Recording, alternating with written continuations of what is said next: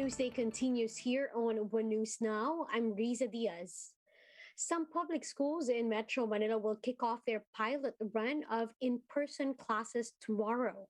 Now, what can parents and students expect to experience? Faith Del Mundo tells us in this report. At least 28 schools in Metro Manila are set to conduct limited face-to-face classes starting December 6. One of which is Ramon Abansenya High School in Manila. Teacher Imelda said they will impose contactless tracing on top of the minimum health protocols. Magmula po sa gate, kung mapapansin ninyo kanina, pagpasok ninyo, meron po tayong QR code. Kasi po we encourage contactless tracing, tapos lahat po contactless. So, meron po tayong QR code dyan, meron po tayong Stay Safe app para po pagpasok ng mga bata, we know their condition. There are signages for social distancing.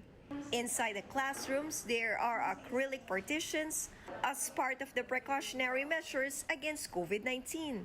The Education Department says this can be removed should students have a hard time with it.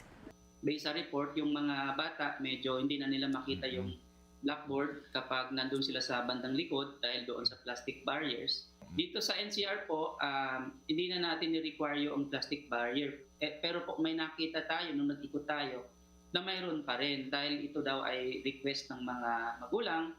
The school also designated an isolation room for those who will manifest COVID-19 symptoms. Those who are symptomatic and have been exposed to a COVID-positive individual will be tested. Yung kasalukuyan pong policy ngayon ng Department of yung DepEd sa DOH po, dalawa lang po ang magiging basihan ng pagsasubject natin sa mga bata ng testing. No? But the Alliance of Concerned Teachers is calling for regular testing among teachers and students. They also urge the DepEd to deploy at least one healthcare worker in each school. Nire-reiterate pa rin natin yung ating mga demands para matiyak yung tuloy-tuloy na operasyon ng mga eskwelahan na ito. Una, yung pagkakonduct ng testing sa ating mga mag-aaral at mga teachers weekly. This is the best way for us to determine kung may COVID-19 infection sa hanay ng ating mga guro at mga estudyante at maagapan kung meron man ito. So far, ito yung missing. But even with the protocols in place, many parents still worry about the safety of their children. Natatakot din po, pero syempre po kailangan sundin pa rin po yung mga protocol. Sana po magkaroon na po ng injection muna para sa mga 11 years old pababa para po mas maganda yung face-to-face na pag-aaral nila. For News 5, Faith Del Mundo, we are One News. Now, according to the World Health Organization, it still has not seen any reports of deaths connected to Omicron. However, the body warns that the variant may cause over half of Europe's future cases as the continent faces rising Delta variant cases. The organization adds that the new variant may also slow down global economic recovery. Meanwhile, 19 areas in Pangasinan logged 0 new COVID-19 cases on Friday. According to the Provincial Health Office, these include the cities of Alaminos and Urdaneta, as well as 17 towns in Pangasinan. 10 other areas each logged 1 new COVID-19 infection. The entire province recorded 6 fresh cases on Friday, bringing the active infections to 74. Meanwhile, San Juan has logged only 16 active COVID cases in the city as of yesterday. According to San Juan Mayor Francis Zamora, this is the lowest number of cases the city has recorded since the pandemic started. He added that the LGU has vaccinated 242% of its target population. But while the COVID situation seems to be getting better locally, the same can't be said for the rest of the world. France recorded over 51,000 new COVID-19 cases on Saturday, the highest tally since April during the third wave of the pandemic. The country recorded an average of 41,000 new cases daily over the past week, higher than 28,000 the week before. Nearly 700 people have been admitted to hospitals, including over 100 who are critically ill. Now, the health ministry urged all adults to sign up for the third dose of vaccine by mid-January, as 10 million French people have received their booster shot. Overseas, experts are racing to find more about the Omicron variant. Bloomberg's Jason Gale tells us what they know so far in this video.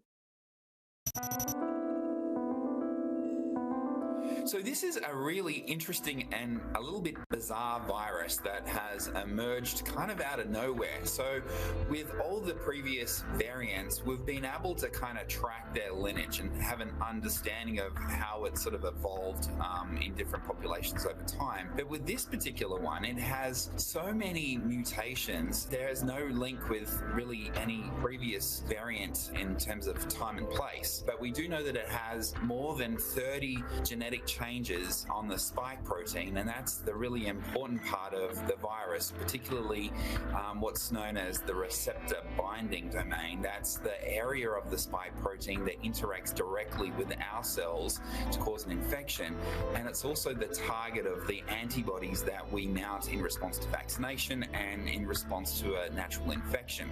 Although the signs in South Africa at the moment are that people are being reinfected. We don't really know where Omicron's come from. We know that the initial cases were reported in Southern Africa and Botswana, as well as in South Africa. These countries are sort of implicated in the emergence, but really we don't know for sure where or how it's emerged. One possibility is that the virus emerged in an immunocompromised patient who had the coronavirus for many, many months, and that chronic infection allowed the virus to slowly adapt inside the patient and become better suited to being inside the patient. Well, at the moment, we just don't know enough about this variant. Certainly, the indications are that it's spreading very fast in South Africa, but we need to know, firstly, is it more transmissible than Delta? There are signs that it probably is, because it's outcompeting Delta in provinces like Gauteng in South Africa. We want to know if it's capable of evading our immune responses from the antibodies that we generate from vaccination or prior infection, and there is some evidence that that's probably happening. In terms of whether it's more severe, we don't really have a lot of information at this stage, because a lot of the early cases were in younger people in whom COVID is typically not as big a threat as older people. We know that age is one of the biggest risk factors for COVID, and so only seeing cases of Omicron in younger people doesn't give us a really good understanding of what it might be like across different populations. So it's possible that immune protection in people who have been infected with Omicron may actually sort of mitigate the impact of the disease. So we need to understand more about what the virus is capable of doing in people who have not been vaccinated or have any antibodies to the coronavirus. So I spoke earlier in the week with Deborah Cromer, a scientist at the University of New South Wales, who has a different take on whether we will need to tweak current vaccines. I don't think we should all get all excited about some sort of Omicron specific vaccine, because so far that's not what we've seen as being the best thing to fight against it. New South Wales was having 2,000 cases a day, and now they're having 100 or 200 cases a day, and that is just as a result of vaccinating people. So the vaccines we've got do work, at least against Delta, and hopefully they'll continue to do so against Omicron. So in the coming weeks, we're going to learn much more about the level of severity of disease that this Omicron variant causes. We're going to learn much more about the effectiveness of vaccines and therapeutics, and we also hope to get a better handle on just how transmissible the variant is. Now, in other news, members of K-pop group BTS offload over $8.4 million worth of their agency's Hybe's shares. Now, what could be the reason for this? Let's watch this.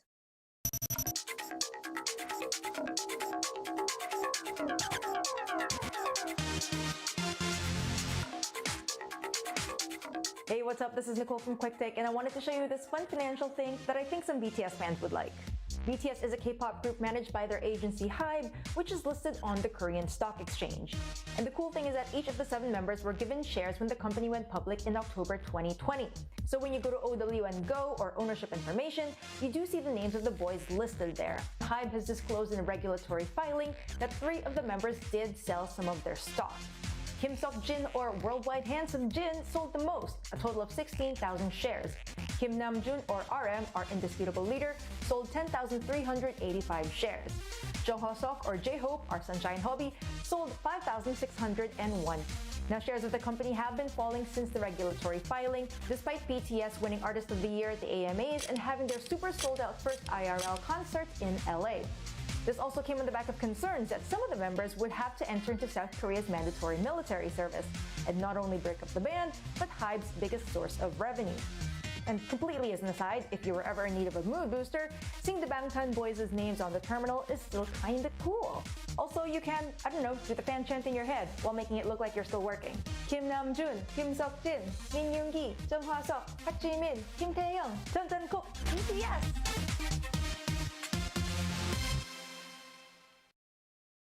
Let's now take a quick look at today's other top stories. Manila Mayor Isko Moreno is hoping that Metro Manila would downgrade to Alert Level 1 in time for the holidays. Malacanang is urging all LGUs to come up with a system for walk-in vaccinations. And the tributes are pouring in for the 4 victims of a fatal school shooting in Detroit, Michigan. And those are the top stories of the hour. Join us later again at 2 in the afternoon as we continue to monitor the day's biggest stories. You can also catch One News on Signal Play app. Register for a free account now at www.signalplay.com and stream One News live anytime, anywhere. I'm Riza Diaz. Mask on, wash hands, and stay safe, Philippines. We are One News.